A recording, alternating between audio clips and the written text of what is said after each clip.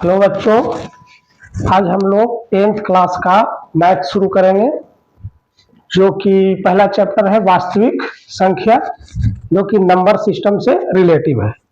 Number आप लोग पहले भी जानते होंगे, लेकिन यहाँ भी कुछ नंबर को जानना पड़ेगा। तो यहाँ पे चैप्टर का नाम है वास्तविक संख्या। तो वास्तविक संख्या जानने से पहले हम लोग को कुछ और सी संख्याएं के बारे में जानना होगा। तो चलिए पहले उस सभी संख्याओं को बारी बारी से देखते हैं। तो सबसे जो पहला संख्या है वो है प्राकृत संख्या। प्राकृत संख्या किसे कहते हैं? तो गिनती की संख्या को प्राकृत संख्या कहते हैं। गिनती की संख्या को प्राकृत संख्या कहते हैं। इंग्लिश में इसे नेचुरल नंबर कहते हैं। गिनती की संख्या शुरू कहाँ से होता है? तो 1 से होता है। तो 1 2 3 4 5 6 7 8 इस तरह से अनंत तक जाएगा। ठीक है, तो ये हो गया प्राकृत संख्या। इसके बाद क्या है बच्चों? तो दूसरा संख्या है पूर्ण संख्या। तो देखिए पूर्ण संख्या किस तरह से शुरू हुआ।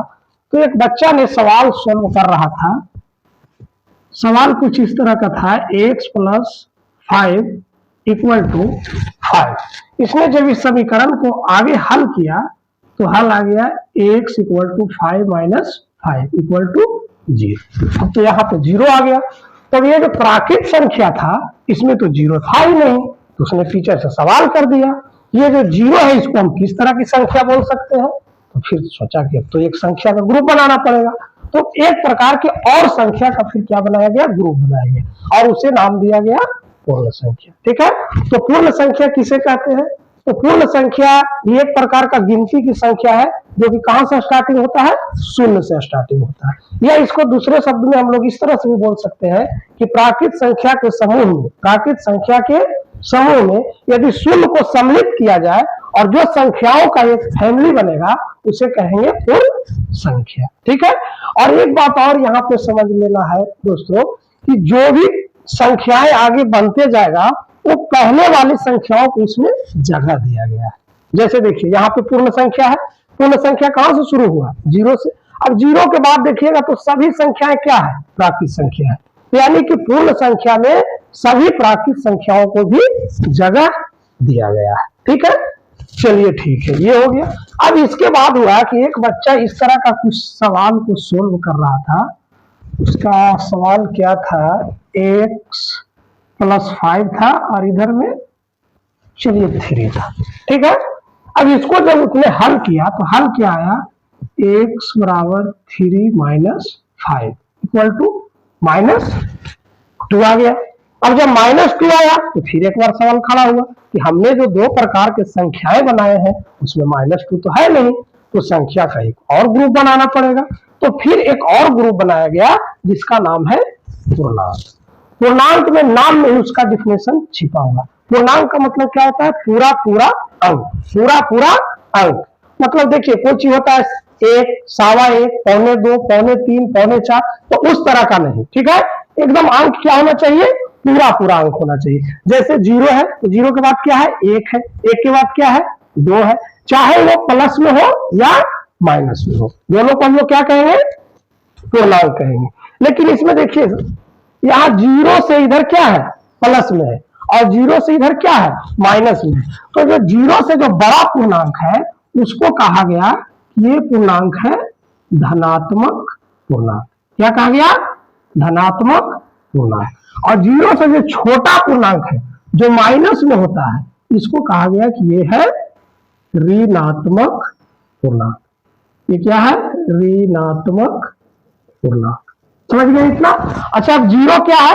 तो 0 ना धनात्मक है ना ऋणात्मक है। तो कहेंगे हम लोग 0 लिखेंगे तो सिर्फ 0 लिखेंगे, उसके साथ ना प्लस आएगा ना ही माइनस आएगा। समझ गए इतना तक? अब जैसे ही पूर्णांक का खोज हुआ उसके बाद संख्याओं में अलग अलग गुण के आधार पर होने लग गया। ठीक है, और इसमें अलग अलग कई तरह से बांटा गया, जिसमें सबसे पहला क्या है? सम संख्या। सम संख्या किसे कहते हैं? तो वैसी संख्या जिसमें 2 से भाग देने पर पूरी पूरी विभाजित हो। पूरी पूरी बोलना जरूरी है। पूरी पूरी विभाजित होने का मतलब कि शेष क्या आना चाहिए? 0 आना चाहिए। शेष 0 आना चाहिए। जैसे हमने यहाँ देखिए लिख रखा है 2 में 2 से भाग दीजिए तो 2 एक बार में कट जाएगा। फिर 2 दूना 4, 4 में भागा दीजिए तो ये भी 2 बार में कट जाएगा।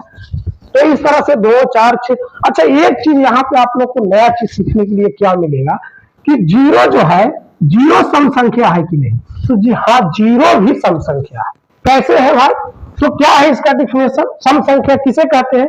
तो जो संख्या 2 से पूरा पूरा कट जाए उसे कहते हैं सम संख्या। तो जरा ध्यान से देखिए, ये जीरो है, इसको हमने 2 से भाग किया तो 0 बार में कट गया कि नहीं कट गया?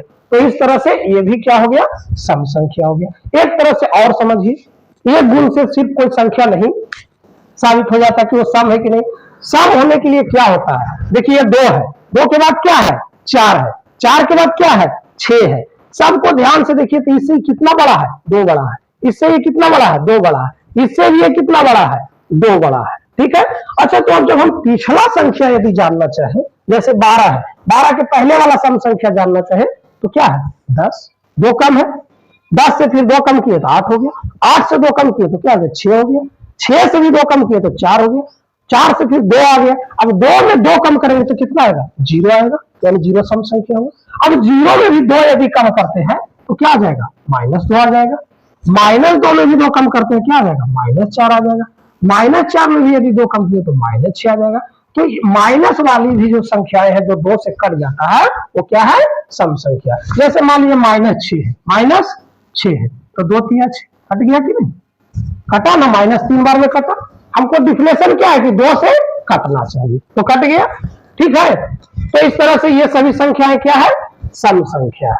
अच्छा, एक चीज और आप लोग समझ लीजिए कि जितना भी सम संख्या होता है, जितना भी सम संख्या होता है वो क्या होता है? उसमें 2 छिपा हुआ रहता है, 2 छिपा गुना के रूप में। जैसे देखिए 2 है तो इसको हम लोग क्या लिख सकते हैं? 2 गुना 1।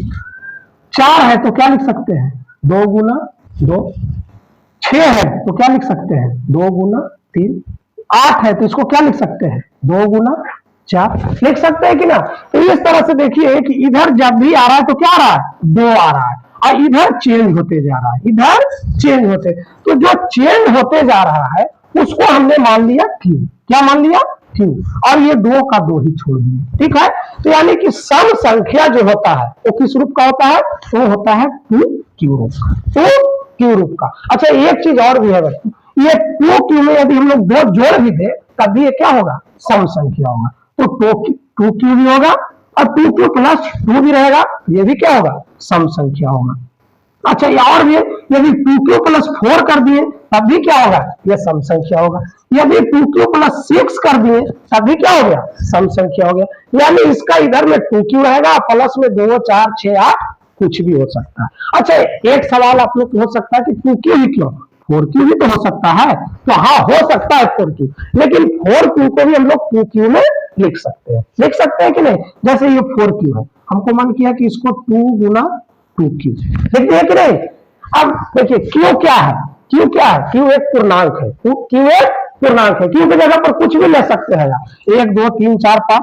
चलिए यहाँ पे हमने क्यू बराबर मान के चलिए कि 1 लिया, तो ये 2 गुना 1 हो गया। अच्छा, 1 ज्यादा अच्छा नहीं रहेगा, यहाँ पे हमने चलिए 5 ले लेते हैं। तो 5 ले लिए तो क्या हो गया? ये यहाँ पे ये क्या था? हाँ ठीक है, 2 गुना 5 हो गया, तो ये क्या हो गया? 10 आ गया। इसको बढ़िया थोड़ा समझ लीजिए, 4 क्यू है, इसको हम लोग 2 गुना 2 क्यू लिख दिए, तो 2 के 2 छोड़ दीजिए। अच्छा, यहाँ भी 2 का 2, और क्यू को हमने मान लिया 5, चलिए 5 मान लिया, तो 5 गुना 10, 10 गुना 20। देखिए 20 है कि नहीं? सम संख्या है ना? तो इसको हम लोग ऐसे भी लिख सकते हैं, ये मान के चलिए इसको लिख दिया हमने, कुछ भी ले सकते हैं। तो यहाँ पे हम लोग मान सकते हैं कि 2q भी क्या है? 2q भी क्या है? पूर्णांक है। तो 2q को हमने नाम दे दिया m। क्या नाम दे दिया? m। तो क्या हो गया? 2m हो गया। अब देखिए 4q जो था वो भी किस रूप का आ गया? 2m रूप का आ गया। तो कोई जरूरी है कि हम लोग q ही लिखे, q की जगह पर क्या लिख सकते हैं? m भी लिख सकते हैं, n भी लिख सकते हैं, कुछ भी लिख सकते हैं, उसके जगह पर कोई भी पूर्णांक होगा। ठीक है। तो यदि आपको इस तरह का ऑब्जेक्टिव में सवाल देता है, दे देगा कि सम संख्या किस रूप का होता है, तो सम संख्या इस रूप का होता है 2q, 2q plus 2, 2q plus 4 या 2q प्लस 6। मतलब 2 बढ़ता जाएगा, 2 बढ़ता जाएगा। उसी तरह से इसमें भी 2 बढ़ता जाएगा। ठीक है। यदि ये 2q है तो इसको 4q भी लिख सकते हैं, 4 के बाद क्या होता है? 6q भी लिख सकते हैं। हाँ, एक बात ध्यान रखना है कि इसको कभी भी विषम मतलब यहाँ नहीं होना चाहिए, जैसे 1 खाली क्यों नहीं होगा, या फिर 3 क्यों नहीं होगा, ठीक है, 3 क्यों नहीं होगा, 5 क्यों नहीं होगा, इस तरह से नहीं होगा। बाकी 2 के जगह पर 4, 6, 8 हो सकता है, इधर भी 2 के जगह पर 2, 4, 6, 8 कुछ भी हो सकता है। तो इस तरह का कोई भी सवाल रहेगा तो ये क्या है, सम संख्या है, ठीक है। सम संख्या आ गया समझ में। अब अगला जो संख्या है वो क्या है, विषम संख्या। तो विषम संख्या किसे कहते हैं, तो विषम संख्या वैसे संख्याओं को कहते हैं जिसमें 2 से भाग देने पर पूरा पूरा भाग नहीं लगे, पूरा पूरा भाग नहीं लगे, या ये भी बोल सकते हैं कि 2 से भाग देने पर एक शेष बचे, ठीक है। तो उस तरीके संख्याएं कौन है, तो 1, 3, 5, इस सब में आप देखिएगा जब भी शेष बचेगा तो क्या बचेगा, एक बचेगा, जब भी शेष बचेगा तो एक बचेगा। अच्छा सिर्फ प्लस में ही होता है, नहीं माइनस में भी लिख सकते हैं। एक के बाद क्या है 3, 3 के बाद क्या है 5, कहीं के बढ़ रहा है 2, 2 बढ़ रहा है, तो कम करेंगे तो कितना कम करेंगे, 2, 2 कम करेंगे। तो एक में यदि 2 कम करेंगे, एक में यदि 2 कम करेंगे तो कितना आएगा, देखिए 1 माइनस 2 तो क्या आ गया, माइनस है। तो यहाँ क्या लिख सकते हैं हम लोग, माइनस है, फिर 2 कम करेंगे तो -3, फिर 2 कम करेंगे तो -5, इस तरह का है, ठीक है। अब इसका यदि हम बात करें जो ऑब्जेक्टिव में सवाल आएगा तो वो इस तरह क्या आता है कि विषम संख्या जो होता है वो 2p + 1 रूप का होता है, 2p + 3। अभी के लिए आप लोग इतना समझ लीजिए कि इस रूप का होता है। जैसे हम लोग एक्सरसाइज शुरू करेंगे तो इस तरह का प्रूफ करके भी आप लोग को वहां प्रूफ भी करना होगा कि विषम संख्या इस रूप का होता है, तो इसको हम लोग प्रूफ भी करेंगे, ठीक है। इतना समझ में आ गया, चलिए ठीक। अगला जो संख्या है, और ये सभी किसका बंटवारा हो रहा है, पूर्णांकों का हो रहा है, किसका हो रहा है, पूर्णांकों का हो रहा है ना। इसलिए देखिए हमने प्राकृत संख्या, पूर्ण संख्या और पूर्णांक, ये तीन को अलग रखा है। अब ये सब जो है ये सभी क्या है, पूर्णांकों का ही प्रकार है, पूर्णांकों का ही प्रकार है, ठीक है। तो विषम संख्या तक आप लोग को एकदम समझ में आ गया होगा, उम्मीद है कि। और ये सब जरूर याद रखिएगा, इस तरह का सवाल देकर पूछ देता है ये किस तरह का संख्याओं का रूप है, इस रूप का सम संख्या हो सकता है या नहीं हो सकता। अगला है अभाज्य संख्या। अभाज्य संख्या किसे कहते हैं, अभाज्य संख्या का दूसरा नाम क्या है, रूट संख्या भी कहते हैं, ठीक है, या इंग्लिश में इसे क्या कहते हैं, प्राइम नंबर कहते हैं, प्राइम नंबर। अच्छा देखिए हम लोग को पढ़ना क्या है, वास्तविक संख्या है, लेकिन अभी हम लोग वास्तविक संख्या तक नहीं पहुंचे। वास्तविक संख्या से पहले ये सभी संख्याओं का जानकारी होना जरूरी। संख्या क्या है, अगला पॉइंट हम लोग को पढ़ना है, अभाज्य संख्या, जिसको रूट संख्या भी कहते हैं, और इसे इंग्लिश में बोलते हैं प्राइम नंबर। इंग्लिश में क्या बोलते हैं, प्राइम नंबर। प्राइम नंबर यानी अभाज्य संख्या किसे कहते हैं, तो वैसी संख्या जो एक और स्वयं के अतिरिक्त किसी भी संख्या से भाग न लगे उसे अभाज्य संख्या कहते हैं, ठीक है। या इसका दूसरा डिफिनेशन एक और होता है कि वैसी संख्याएं जिसका 2 अलग अलग गुणनखंड हो, 2 अलग अलग गुणनखंड हो, और सिर्फ 2 ही गुणनखंड हो, सिर्फ 2 ही गुणनखंड हो, उसे क्या कहते हैं, अभाज्य संख्या कहते हैं। जैसे देखिए यहाँ पे क्या है, पहला है 2 है, ठीक है, तो 2 को हम लोग गुणनखंड करेंगे तो क्या आ जाएगा, 2 गुना 1 क्या है, 2 गुना 1। देखिए 2 गुणनखंड है और दोनों क्या है, अलग अलग है। उसके बाद क्या है 5 को तोड़ेंगे तो क्या हो जाएगा, 1 गुना 5। 2 गुणनखंड है, 1 को इसमें लेकर चलना, 1 को लेकर चलना। अच्छा अब 1 को भी कह सकते हैं अभाज्य संख्या, भी तो 1 को स्वयं से करता है, लेकिन नहीं, इसका गुणनखंड जब हम लोग किए तो इसका 2 गुणनखंड तो है लेकिन दोनों एक ही है, दोनों एक ही है, और 2 अलग अलग गुणनखंड होना चाहिए। जैसे देखिए इसका 2 और 1 अलग अलग है, 1 और 5। 7 को भी लिखिए तो 1 और 7, 11 को भी लिखिए तो 1 और 11, ठीक है।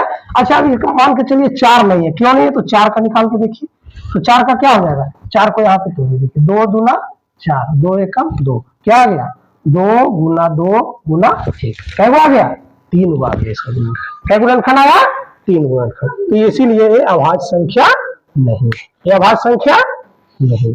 समझ गए अभाज्य संख्या, कोई दिक्कत है यहाँ तक। अच्छा एक सवाल और आता है कि अभाज्य संख्या है कितने, तो अभाज्य संख्या तो अनगिनत है, लेकिन 1 से 50 के बीच, 1 से 50 के बीच टोटल 15 अभाज्य संख्याएं हैं। 1 से 50 के बीच 15, और यहां से यदि लेंगे 51 से 100 तक, 51 से 100 तक तो 10 अभाज्य संख्याएं हैं। तो 1 से 100 तक, 1 से 100 तक कितने अभाज्य संख्याएं हैं, 25 अभाज्य संख्या है। कितने हैं, 25। अच्छा अभाज्य संख्या से रिलेटिव बहुत से ऑब्जेक्टिव सवाल आते हैं, ठीक है, और वो ज्यादातर ऑब्जेक्टिव सवाल का आंसर क्या होता है, 2 होता है। क्या होता है, 2।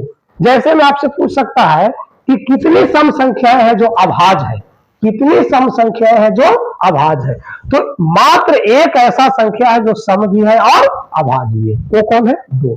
2 के अतिरिक्त आप देखिएगा कि जो भी अभाज्य है वो विषम संख्या है, सम संख्या नहीं है। तो सम संख्या कै गो है जो अभाज्य है? तो एक है। और कौन है वो 2 है। 2 के अतिरिक्त जितना भी है वो सब क्या है? सब क्या है? विषम संख्या है। ठीक है। अच्छा, इसके अलावा एक ऐसा भी सवाल आता है कि एक संख्या बताइए जो सम अभाज्य हो। सम अभाज्य, तो सम अभाज्य कौन है? मतलब जो सम भी हो और अभाज्य भी है। तो एकमात्र संख्या कौन है? वो 2 है। समझ गए? अब अभाज्य संख्या इस तरह से आप लिख सकते हैं जो किसी संख्या से ना कटे, एक और स्वयं के अतिरिक्त, एक और स्वयं को छोड़कर किसी भी संख्या से नहीं कटे। ठीक है। जैसे में देखिए 2, 3, 5 ये सब। ठीक है। तो 1 से 100 के बीच 25 अभाज्य संख्या है। तो भाज्य संख्या कितना होगा? तो आप सोच रहे हो कि 1 से 100 तक तो 25 तो 75 नहीं, 75 नहीं होगा, 74 होगा, क्योंकि एक संख्या जो है एक वो ना भाज्य है नहीं अभाज्य है। अगला हम लोग को संख्या पढ़ना है भाज्य संख्या, जिसको यौगिक संख्या भी कहते हैं, या इंग्लिश में इसको क्या बोलते हैं? कंपोजिट नंबर बोलते हैं। क्या बोलते हैं? Composite number. तो भाज्य संख्या किसे कहते हैं? तो जिस संख्या का 2 से अधिक गुणनखंड हो, जिस संख्या का 2 से अधिक गुणनखंड हो। ये इसको ऐसे भी डिफिनेशन देते हैं कि वैसी संख्या जो एक और स्वयं के अलावा, एक और स्वयं के अलावा कम से कम एक और संख्या से कटे। एक और स्वयं से तो सभी कटते हैं, लेकिन एक और स्वयं के अलावा कम से कम एक संख्या से और कटना चाहिए। अब मान के चलिए 2 से और कट गया तो कोई बात नहीं है, 3 से कट गया तो कोई बात नहीं है, लेकिन कम से कम एक और स्वयं के अलावा एक और संख्या से कटना चाहिए। जैसे देखिए 4 को यदि हम लोग भाग करेंगे तो 1 से तो सभी संख्या कटता है, 1 से कटेगा। इसके अलावा यह देखिए 2 से भी कट जाएगा 2 बार में पूरा पूरा, और 4 से भी। इसका कितना गुणनखंड आ गया? 3 आ गया। कितना आ गया? 3। तो ये क्या हो गया? भाज्य संख्या हो गया। क्या हो गया? भाज्य संख्या। अच्छा, इसके अगला क्या है? 6 है। क्या है? 6 है। इसका भी देखिए 1, 2, 3, 6। 1 से भी पूरा कट जाएगा, 2 से भी कट जाएगा, 3 से भी कट जाएगा और 6 से भी। तो ये गुणनखंडों की संख्या हमको कितना आना चाहिए? भाज्य होने के लिए 2 से ज्यादा, 2 से ज्यादा। देखिए यहाँ 3 आया, यहाँ कितना आ गया? 4 आया। किसी का गुणनखंड 5 भी हो सकता है, 6 भी हो सकता है, 8 भी हो सकता है, तो उसको हम लोग क्या कहेंगे? भाज्य संख्या कहेंगे। ठीक है। इतना समझ में आ गया आप लोग को? क्लियर? चलिए ठीक है। अब आगे हम लोग पढ़ेंगे परिमेय संख्या। ठीक है। चलिए, तो हम लोग अभाज्य पूर्णांक पढ़ लिए थे। अगला जो हम लोग को संख्या पढ़ना वो क्या है? परिमेय संख्या। परिमेय संख्या किसे कहते हैं? तो जिस संख्या को p बटा q के रूप में लिख सकते हैं उसे कहते हैं परिमेय संख्या। ठीक है। लिख सकते हैं या जो p बटा q के रूप में हो उसे क्या कहते हैं? परिमेय संख्या। इसमें एक शर्त है कि p और q जो है वो क्या होना चाहिए? पूर्णांक होना चाहिए। p और q क्या होना चाहिए? पूर्णांक। और पूर्णांक हम लोग देखें कि पूर्णांक किस तरह का होता है। ठीक है। पूर्णांक जो होता है वो पूरा पूरा अंक होता है। देखिए एक चीज आप लोग समझ लीजिए, कोई भी 2 पूर्णांक ले लीजिए, कोई भी 2 पूर्णांक, तो उसके बीच में भी अनगिनत संख्याएं हैं जो या तो वो परिमेय होते हैं या अपरिमेय होते हैं, लेकिन वो पूर्णांक नहीं होते। जैसे आपसे पूछे कि 1 और 2 के बीच में कितने परिमेय संख्या है, तो अनगिनत परिमेय संख्या है। 1 और 2 के बीच में कितने अपरिमेय संख्या है, तो वो भी क्या है? अनगिनत है ना। लेकिन 1 और 2 के बीच में कोई पूर्णांक नहीं है। पूर्णांक कौन है? तो 1 के अगला 2 है, 2 के बाद 3 है, 3 के बाद 4। उसी तरह से इधर भी जाएंगे तो -1 के बाद -2 है, लेकिन -1 और -2 के बीच में अनगिनत परिमेय या अपरिमेय संख्याएं है। अभी अपरिमेय हम लोग बाद में पढ़ेंगे, पहले परिमेय। तो परिमेय संख्या किसे कहते हैं? जो p बटा q के रूप में हो, जहां p और q क्या हो? पूर्णांक होना चाहिए। ठीक है। जैसे देखिए एग्जाम्पल, यहाँ क्या है? 3 बटा 4। देखिए 3 पूर्णांक है कि नहीं? बिल्कुल है। 4 पूर्णांक है कि नहीं? तो है। -3 बटा 5 में देखिए -3 भी पूर्णांक है, 5 भी पूर्णांक है।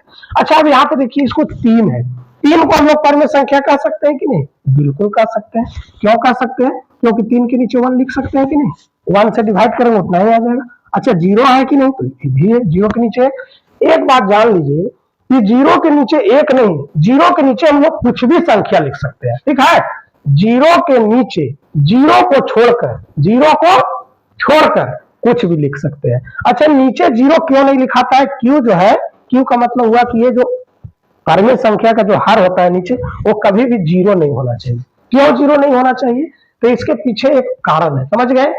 क्या है वो भी हम आप लोग को आज बताते हैं। एक रामानुजन नाम का क्या हुए थे, गणितज्ञ हुए थे, ठीक है ना।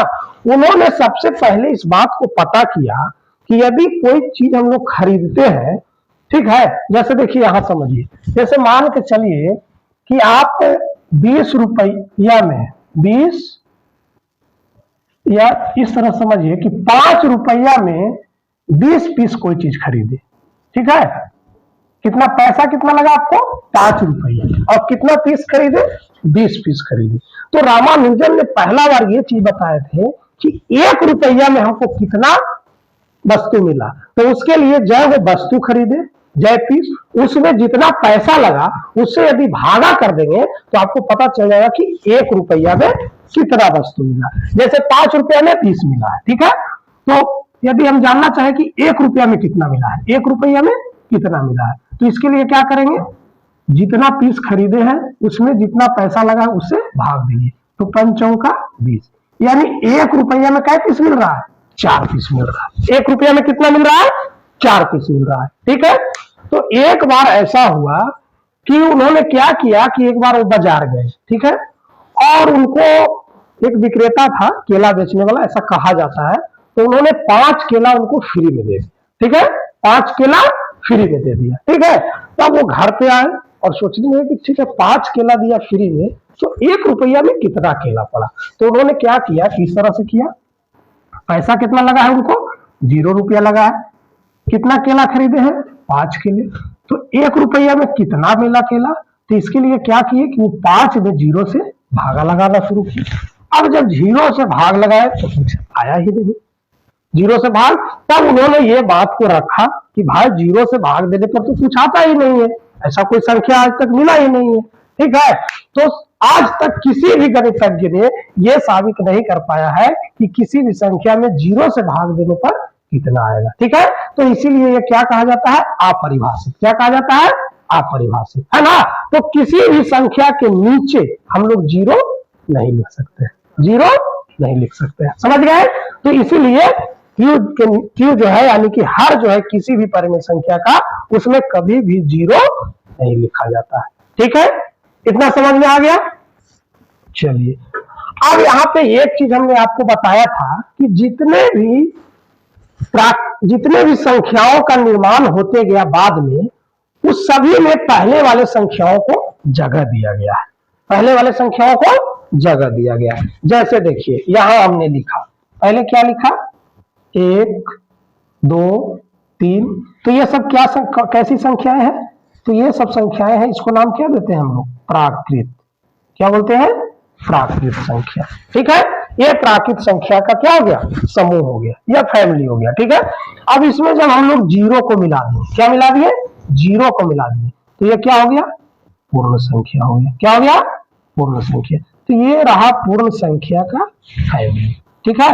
अब देखिए आपसे यदि पूछा जाए कि प्राकृत संख्या और पूर्ण संख्या में किस संख्या का फैमिली का मेंबर अधिक है, तो किसका होगा, पूर्ण संख्या का, है ना। देखिए पूर्ण संख्या ये बड़ा वाला है, और बड़ा वाला डब्बा में ये छोटा वाला भी शामिल है, ठीक है। और पूर्ण संख्या ये है, तो इसके अंदर जो भी है वो भी तो पूर्ण होगा। यानी जितने भी प्राकृत संख्याएं हैं वो सभी के सभी क्या है, पूर्ण संख्या है, सभी के सभी पूर्ण है। लेकिन सभी पूर्ण संख्याएं प्राकृत नहीं है, 0 को छोड़कर, 0 को छोड़कर। यदि 0 को छोड़ दिया जाए तो बाकी देखिए, तो बाकी सब क्या है, प्राकृत ही है ना। तो यहां से इस तरह का सवाल आपको पूछता है कि क्या सभी प्राकृत संख्याएं पूर्ण है, तो हाँ देखिए ये प्राकृत संख्या है, पूर्ण के अंदर ना है। लेकिन क्या सभी पूर्ण संख्या है प्राकृत के अंदर, तो देखिए प्राकृत संख्या ये है, अपूर्ण संख्या है, तो ये 0 इससे बाहर है कि नहीं, तो यानी कि सभी पूर्ण संख्या जो है वो प्राकृत नहीं हो सकता। चलिए इसके बाद क्या हो गया, इसके बाद माइनस वाली संख्या ले लेंगे, -1 -2 -3, ठीक है। तो ये वाला जो फैमिली बना इसको क्या बोलते हैं, तो इसको बोलते हैं पूर्णांक। क्या बोलते हैं, पूर्णांक। इंग्लिश में इसको क्या बोलते हैं, इंटीजर्स। क्या बोलते हैं, इंटीजर्स। अब यहां से पूछ सकते हैं कि जो पूर्णांक, जो प्राकृत संख्या पूर्णांक है कि नहीं, तो बिल्कुल है। पूर्णांक देखिए ये है, तो इसी के अंदर है। जो पूर्ण संख्या है पूर्णांक है कि नहीं, तो बिल्कुल है।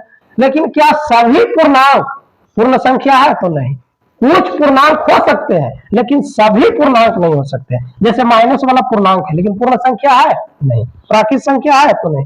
तो देखिए जो छोटा घर वाला है, ठीक है ना, छोटा घर वाला है वो बड़ा घर का मेंबर है, लेकिन जो छोटा घर वाला है वो बड़ा घर का मेंबर, लेकिन बड़ा घर वाला जो है वो छोटा घर का मेंबर नहीं है। ठीक है। अच्छा, इसके बाद फिर ले लेंगे हम लोग बटा वाली संख्याएं, जैसे 3/4, 1/-1/5। तो ये वाला जो बड़ा सा घर बना, ये क्या बन गया? परिमेय संख्या बन गया। क्या बन गया? परिमेय संख्या। इसको क्या नाम देंगे हम लोग? परिमेय संख्या। तो अब यहां से आप बताइए कि सबसे बड़ा परिवार किसका है? प्राकृत संख्या का है, पूर्ण संख्या का है, कि पूर्णांक का है, कि परिमेय संख्या का है? तो सबसे बड़ा फैमिली किसका है? परिमेय संख्या का। तो यहां से हम लोग एक बात बोल सकते हैं कि जितना भी संख्या अभी तक हम लोग सीखे हैं, जितना भी संख्या अभी तक हम लोग सीखे हैं, वो सभी का सभी क्या है? परिमेय संख्या है। सभी का सभी क्या है? परिमेय संख्या। तो परिमेय संख्या तक समझ में आ गया। चलिए, इसके बाद अगला एक और संख्या हम लोग को जो पढ़ना है वो क्या है? अपरिमेय संख्या। ठीक है। अपरिमेय संख्या किसे कहते हैं? तो जिस संख्या को P/Q के रूप में नहीं लिखा जा सके उसे अपरिमेय संख्या कहते हैं। जहां PQ क्या होना चाहिए? पूर्णांक होना चाहिए। जैसे एग्जांपल में √2, √3 ये सब है ना। अब यहाँ पे ध्यान देना है कि √2 है, √2, इसके नीचे 1 तो लिख सकते हैं। हाँ, लिख सकते हैं, लेकिन देखिए Q तो पूर्णांक है, लेकिन √2 पूर्णांक है? नहीं है। तो ये पूर्णांक नहीं है, लेकिन यहाँ शर्त क्या है कि दोनों क्या होना चाहिए? पूर्णांक होना चाहिए, दोनों पूर्णांक। इसीलिए ये अपरिमेय नहीं है, ये अपरिमेय नहीं है। रूट वाली वैसी संख्या है, रूट के अंदर वाली वैसी संख्या है जिसका पूरा पूरा वर्गमूल नहीं निकलता हो, पूरा पूरा वर्गमूल नहीं निकलता हो, वो क्या होता है? अपरिमेय होता है। ठीक है। ये जब हम लोग चैप्टर शुरू करेंगे ना, जब एक्सरसाइज बनाना शुरू करेंगे तो वहां पे इसको प्रूफ भी करेंगे। ठीक है। अभी इतना समझ लीजिए कि रूट वाली वैसी संख्या है जिसका पूरा पूरा वर्गमूल नहीं निकलता है, वो क्या कहलाता है? अपरिमेय कहलाता है। तो ये कभी कभी आप लोगों को कंफ्यूज करने के लिए ऐसे कर देगा कि रूट के अंदर आपको क्या लिख देगा? 100। अब पूछ देगा कि ये परिमेय है या अपरिमेय। तो जब हम लोग √100 को हल करेंगे तो इसका वर्गमूल कितना आ जाएगा? 10 आ जाएगा। वर्गमूल तो आप लोग को आता ही होगा, 1 में पढ़े होंगे। तो इसीलिए ये क्या है? ये परिमेय है। ये क्या है? परिमेय। ठीक है ना। अब एक चीज और सीखना है कि रूट के साथ में मान के चलिए कोई अपरिमेय संख्या है और इसमें कोई परिमेय को जोड़ दिए, कोई परिमेय को जोड़ दिए, तो क्या वो अपरिमेय होगा या परिमेय? तो वो भी अपरिमेय होगा। यदि अपरिमेय के संख्या के साथ परिमेय संख्या जुटे या परिमेय संख्या घटे तो जो आता है वो भी क्या होता है? अपरिमेय होता है। इसका एक डिफिनेशन और इस तरह भी समझ सकते हैं कि वह संख्या जिसका दशमलव प्रसार अशांत अनावर्ती हो। अशांत भी हो, अनावर्ती हो। अशांत का मतलब दशमलव में बदलने पर वो कभी कटे ही नहीं है ना।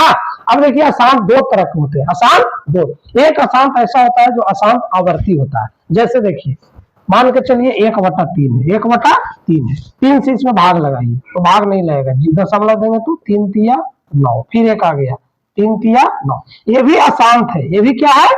अशांत है। ठीक है। लेकिन ये अशांत अनावर्ती नहीं है, अशांत आवर्ती है। इसको हम लोग P/Q के रूप में बदल सकते हैं, है ना। आप लोग 9th क्लास में 7, 8 में भी सीखे होंगे इसको कैसे बदला जाता है से। ठीक है। लेकिन वैसी संख्या जो अशांत अनावर्ती हो, तो ऐसा कौन सा संख्या होता है जो अशांत अनावर्ती? तो रूट वाली वे सभी संख्याएं जिसका पूरा पूरा वर्गमूल नहीं निकलता है वो होते हैं अशांत अनावर्ती। जैसे देखिए √2 को यदि हम लोग निकालेंगे तो इस तरह से आएगा। ठीक है। और आगे अभी आते ही रहेगा। ठीक है। अब आते रहेगा, अब आगे क्या आएगा इसका कोई गारंटी नहीं है, हर बार चेंज करके आ जाएगा, हर बार चेंज करके आ जाएगा, है ना। या 1-2 बार सेम आएगा फिर चेंज हो जाएगा। लेकिन अशांत आवर्ती में क्या होता है? अशांत आवर्ती में होता है कि एक संख्या को रिपीट करता है, या कभी कभी 2 संख्या को रिपीट करता है, या कभी कभी 3 संख्या को रिपीट करने लगता है। लेकिन एक संख्या या संख्याओं को ग्रुप को रिपीट करने लगता है, उसको बोलते हैं अशांत आवर्ती। और इसमें होता है क्या? ये अशांत अनावर्ती होता है, अशांत अनावर्ती। इसमें क्या होता है? इसमें होता है कि कोई भी संख्या को ये रिपीट नहीं करेगा। देखिए, हर बार बदल बदल कर आ रहा है, हर बार। तो इसको हम लोग P/Q के रूप में नहीं बदल सकते हैं। ठीक है। इसके अलावा परिमेय संख्या को तो P/Q के रूप में बदल ही सकते हैं। अच्छा, एक एग्जाम्पल यहाँ है, मान के चलिए 3/2 है। ये कैसा दशमलव है? तो ये है शांत दशमलव। ये क्या है? शांत दशमलव। तो इसका भी क्या होगा? ये भी परिमेय संख्या। इसको भी हम लोग ऐसे बदलते हैं, हटा के 0 दे दीजिए तो कितना हो गया? 32/10। देखिए, ये हो गया P और ये हो गया Q, दोनों पूर्णांक है ना। अब कौन शांत होता है कौन अशांत, ये आगे हम लोग पढ़ेंगे। ठीक है। तो अगला जो हम लोग है अपरिमेय तक समझ गए। अब हम लोग आएंगे चैप्टर 3। चैप्टर का नाम क्या है? वास्तविक संख्या। वास्तविक संख्या, तो वास्तविक संख्या किसे कहते हैं? तो परिमेय संख्या और अपरिमेय संख्या, परिमेय संख्या और अपरिमेय संख्या दोनों को मिलाने पर जो संख्याओं का समूह बनता है या जो संख्याओं का फैमिली बनता है उसी को हम लोग क्या कहते हैं? वास्तविक संख्या या रियल नंबर। तो अब तक हम लोग जितना भी संख्या पढ़े वो सभी के सभी क्या है? वास्तविक संख्या है। सभी के सभी क्या है? वास्तविक संख्या। तो क्या कोई काल्पनिक कोई और भी संख्या होता है? तो हाँ, एक प्रकार का और संख्या होता है काल्पनिक, जो अभी नहीं पढ़ना है, ठीक है। एक्चुअली वो संख्या होता नहीं है, वो सिर्फ कल्पना करते हैं ना। तो किस तरह का संख्या होता है?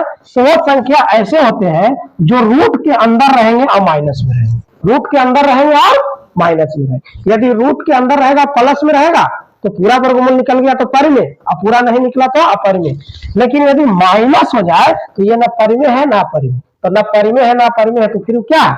वो फिर वास्तविक संख्या नहीं है, वो काल्पनिक संख्या है, ठीक है। तो इतना समझ में आ गया। तो हम लोग वास्तविक संख्या तक सीख गए। चलिए अब आगे जो हम लोग को पढ़ना है वो है भाग एल्गोरिदम। भाग एल्गोरिदम, चलिए आगे हम लोग को पढ़ना है। इस चैप्टर में मेन रूप से यही पढ़ना है, ठीक है, जिसका नाम है क्या? यूक्लिड का भाग लेमा, ठीक है। भाग को हम लोग विभाजन भी कहते हैं और लेमा को प्रमेयिका ही कहते हैं, ठीक है। तो या तो भाग लेमा कहिए या विभाजन प्रमेयिका कहिए, दोनों एक ही होता है, ठीक है। तो भाग तो सभी लोग जानते हैं, एक संख्या तो दूसरे संख्या में भाग करते हैं, वो भाग हो गया।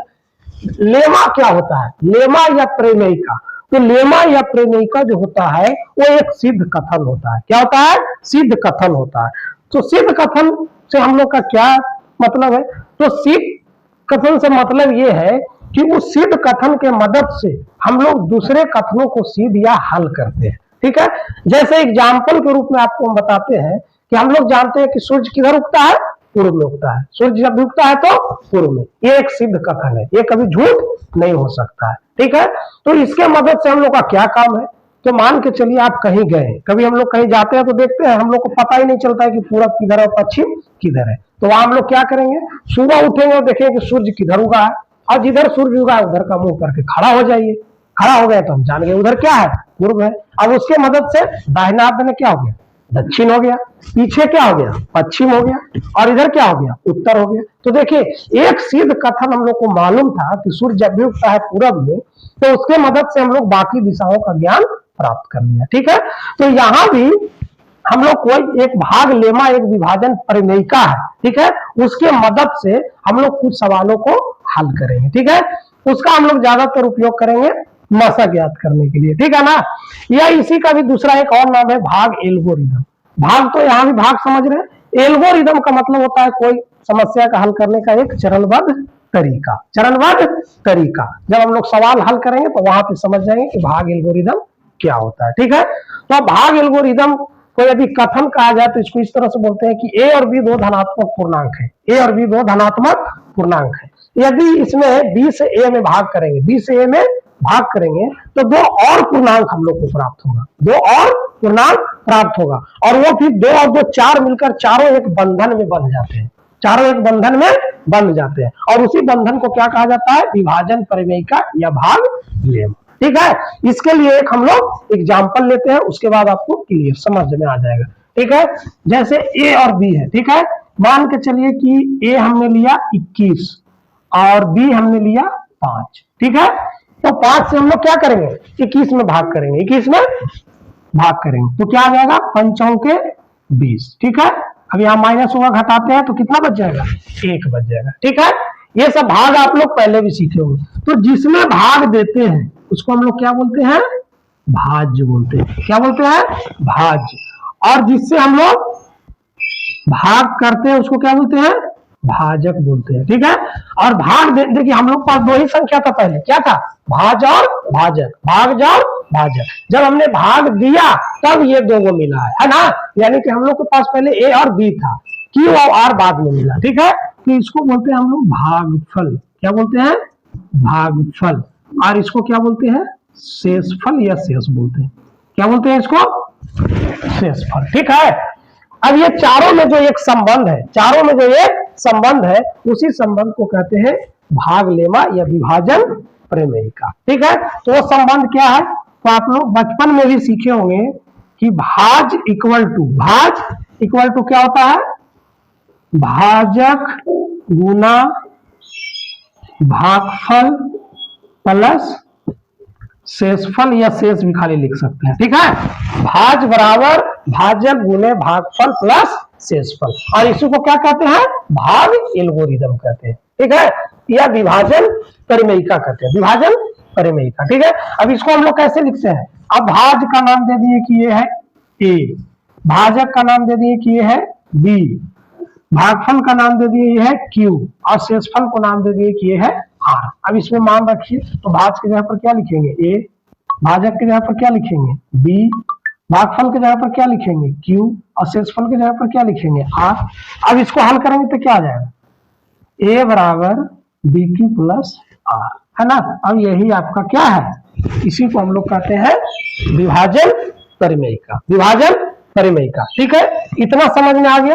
अच्छा, एक चीज और यहां से आप लोग समझ लीजिए, ये शेष जो होता है, ये शेष जो होता है वो कभी भी भाजक से बड़ा नहीं हो सकता है, भाजक से बड़ा यानी जब भी रहेगा तो भाजक से छोटा।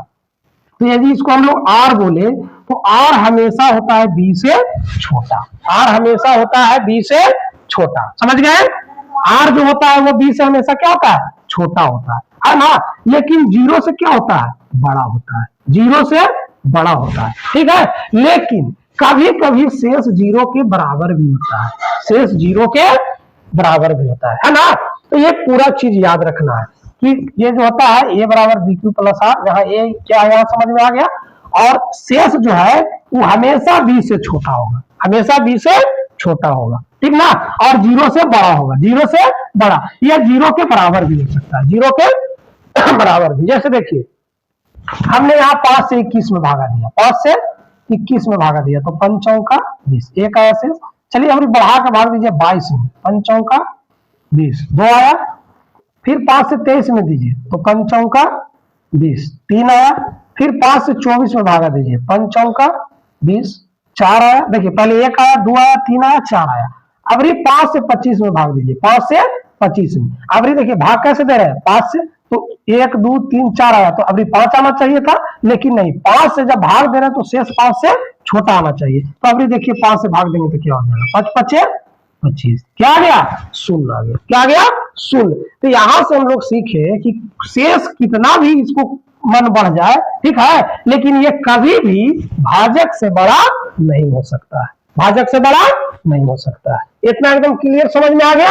अब ये जो है भाग एल्गोरिदम, भाग एल्गोरिदम क्या इसको कहते हैं, ये जब हम लोग सवाल हल करेंगे ना, इसके मदद से हम लोग क्या हल करने वाले हैं, इसके मदद से हम लोग हल करने वाले हैं मासा, ठीक है।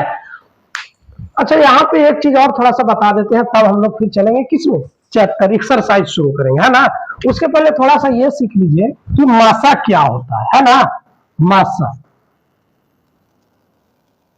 मासा, मासा को क्या बोलते हैं, HCF, है ना। HCF का फुल फॉर्म क्या होता है, highest common factor, highest common factor, या महत्तम समापवर्तक, महत्तम समापवर्तक। तो मासा क्या होता है, ठीक है, मासा ज्ञात करने की विधि बाद में जानेंगे, पहले मासा होता क्या है। तो मासा जो होता है, मान के चलिए कि हमने ए और बी का मासा निकालना है, क्या चीज का मासा निकालना है, ए और बी का मासा। तो मासा वह सबसे बड़ी से बड़ी संख्या होता है, वह सबसे बड़ी से बड़ी संख्या होगा जिससे ए भी पूरा पूरा कट जाए और बी भी पूरा पूरा कट जाए, है ना। तो ए और बी का मासा क्या होगा, तो ए और बी का मासा वह सबसे बड़ी संख्या होगा, वह सबसे